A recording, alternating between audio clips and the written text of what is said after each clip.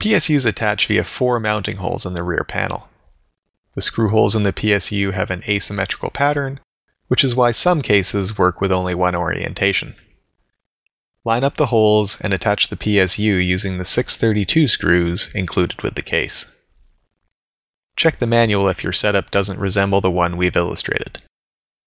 The 650D has a secondary bracket that screws into the floor of the case. We'll make sure the extra bracket is snug against the PSU before screwing it in. Upside-down cases like the 650D tend to leave a lot of room around the PSU, making it easy to connect the modular power leads after installation.